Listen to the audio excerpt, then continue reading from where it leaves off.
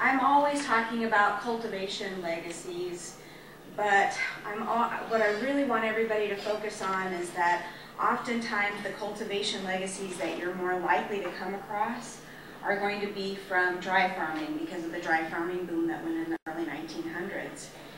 And sometimes when I say dry farming to people, I wonder if this is kind of the image that comes up in their mind, because they sort of look at me like, what?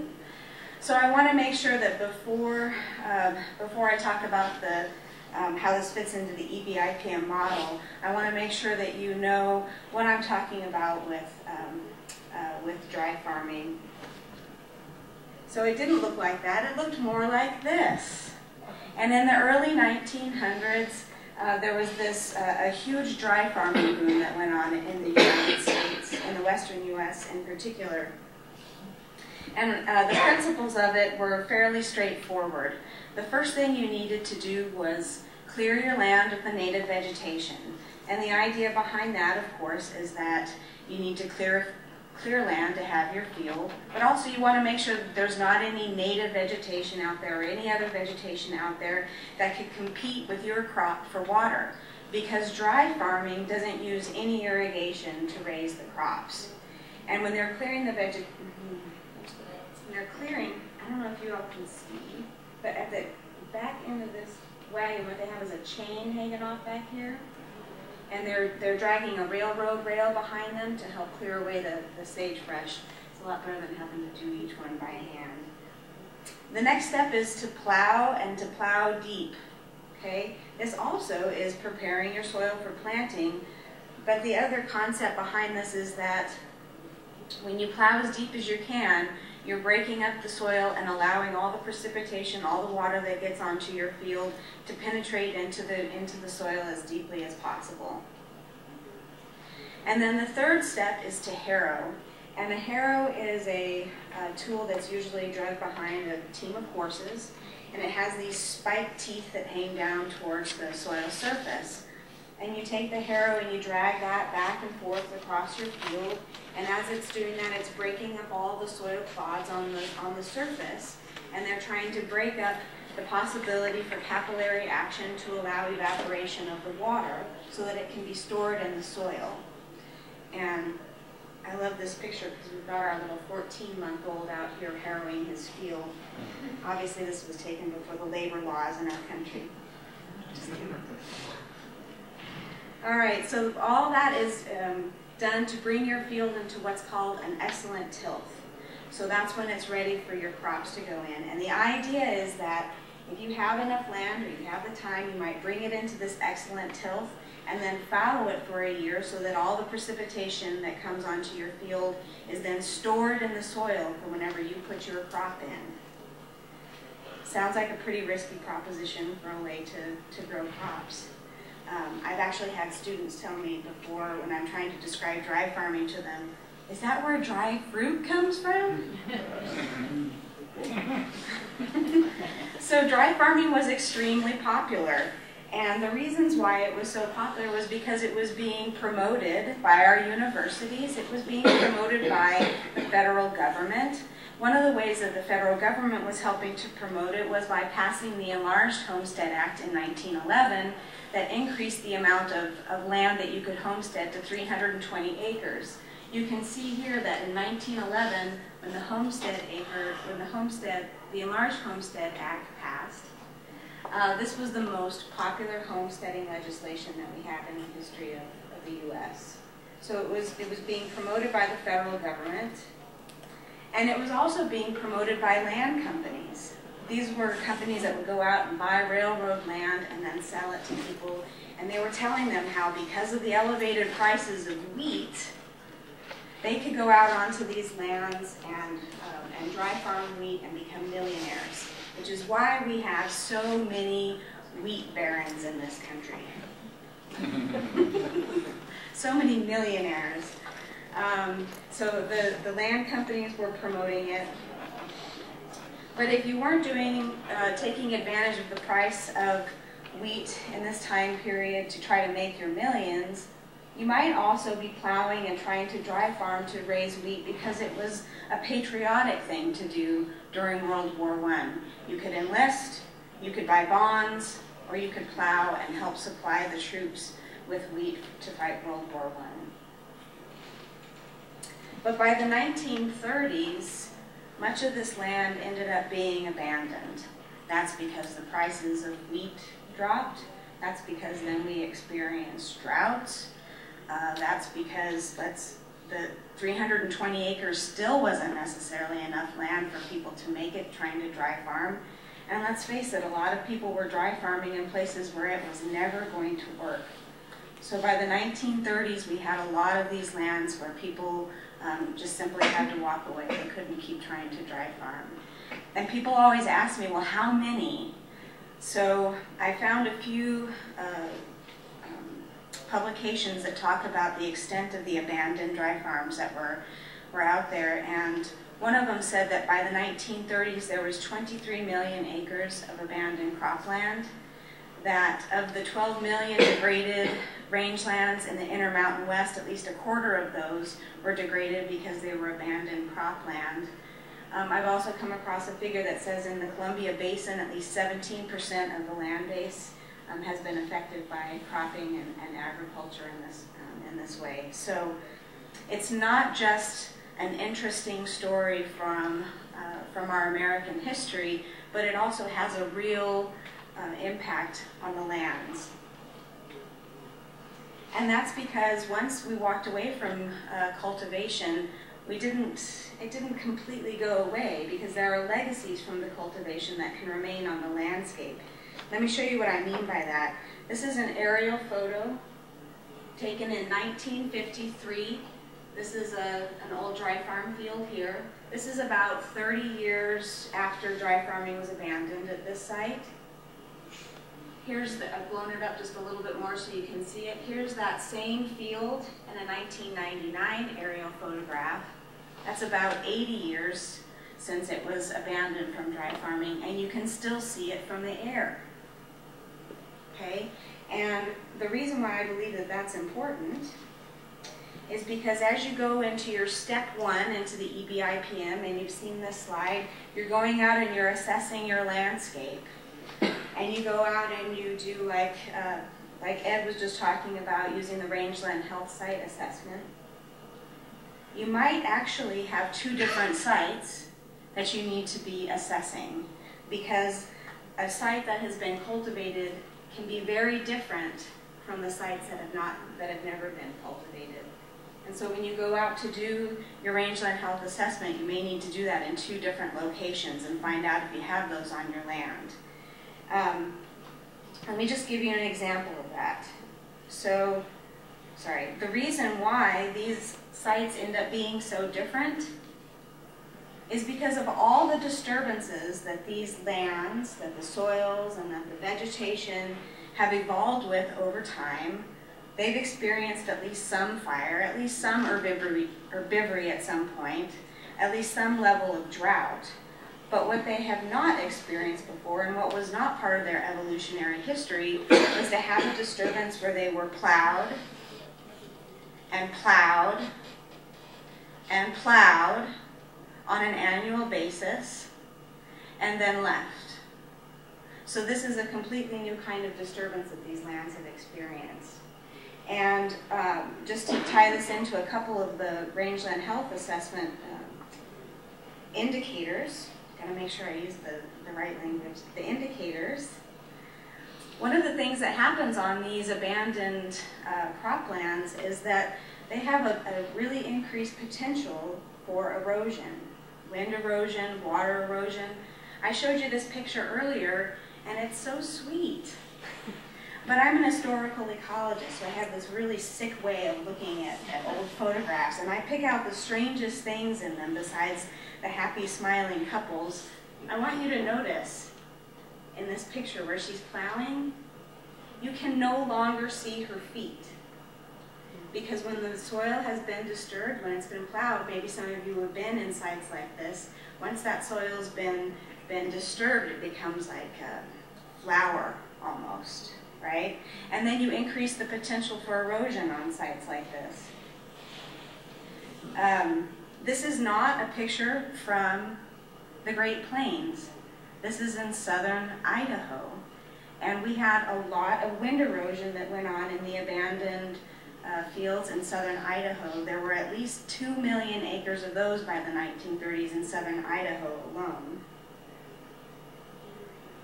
So you go out to do your rangeland health assessment, and you're looking at your indicators. You may be more likely to find some of the indicators that Ed talked about, like pedestals out on lands that have been cultivated, or some sort of indication of water movement across the land, like a rill. So these are the kinds of things that you may be more likely to experience in 2 different conditions on your landscape. So how does this fit in then to step number 2? So you've gone out, you've done your assessment, and now you're trying to understand what are the causes of the plant community change that we've seen. And the very first one that we've talked about is site availability. So let's talk about how site availability may be impacted by historical cultivation. Well, historical cultivation can lead to an increased rock cover. These are Tom's feet out on one of our old dry farm sites in Park Valley. And you can see that there's been a lot of rock cover because of the wind erosion that's carried away all of the fine silts and leaving behind some of the rocks that were there. They can have altered soil texture, they can have an increased bulk density, and they can have an altered soil penetration resistance that either makes the soil harder or softer on the top. All of those affect the site availability and how a plant may be able to get its seed into the ground and germinate. But historical cultivation also affects species availability. And it does that because most of the native seed banks in these old fields have already been impoverished.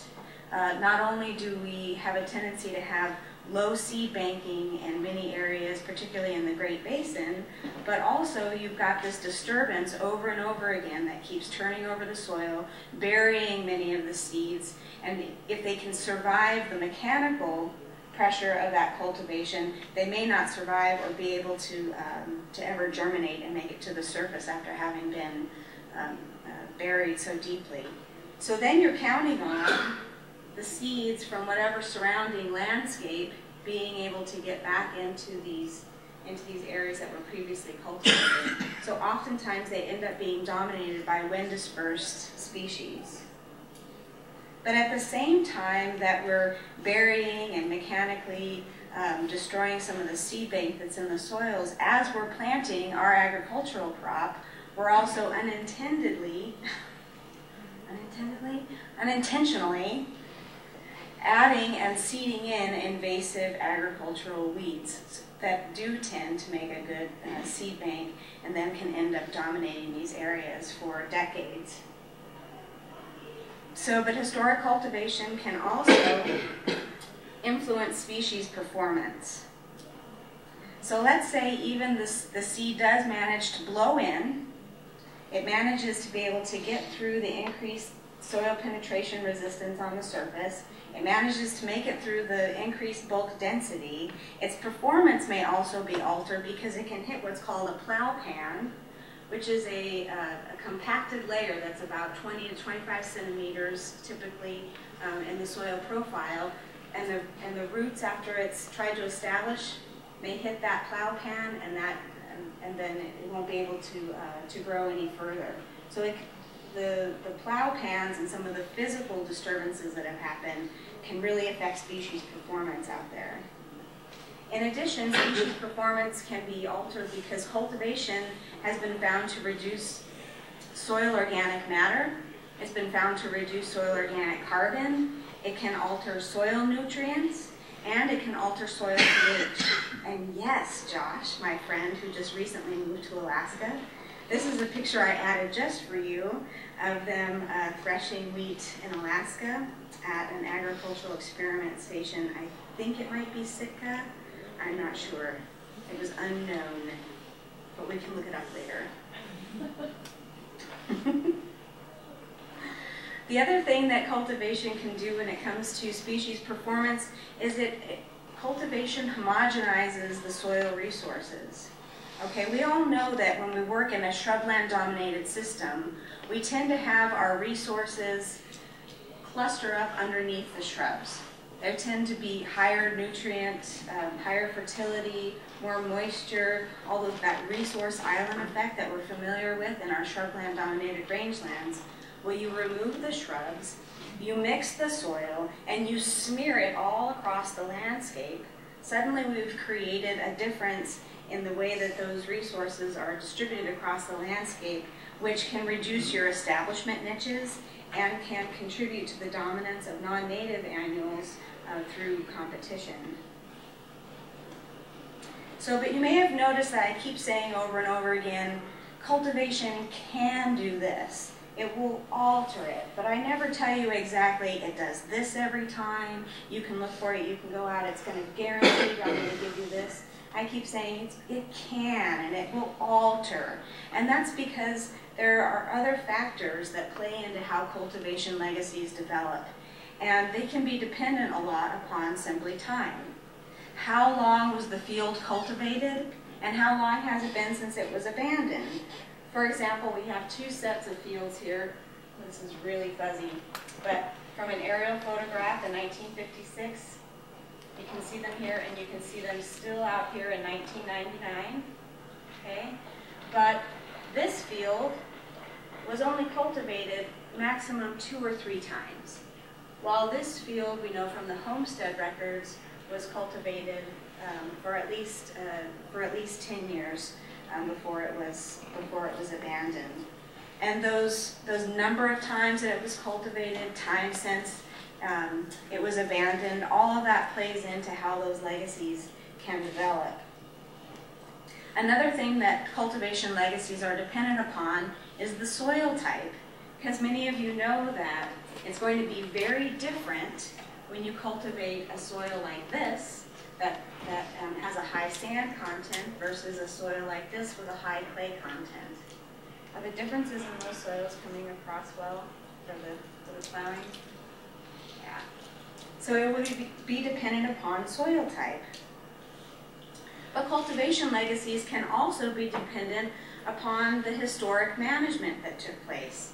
Not every farmer had the same amount of resources available to them, and they may not have been able to buy fancy equipment.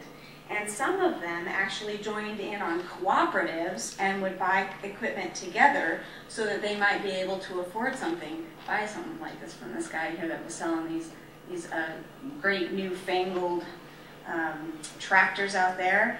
Or they may just be able to use horses and maybe even some homemade equipment depending on what they have. So even what each farmer is individually doing on their land will affect how those cultivation legacies develop. You can have 2 fields adjacent to each other on the exact same soil type and have 2 different kinds of legacies because of the differences in their management. And then also that can be because one farmer may have the resources to manure his fields and another may not. Can you see how he's dropping riding around in the wagon and dropping the manure off the back of his wagon here? And even though in the in this early time period of agriculture, we didn't have a lot of synthetic fertilizers, we did use a lot of manure, and even using manure can leave legacies of altered nutrients in the soils. The other thing I want to make sure to point out is that cultivation legacies can be found on both private and on public lands.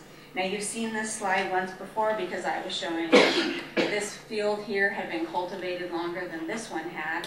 And I know that because I have the homestead record for this field and I've talked to the family that owned the property.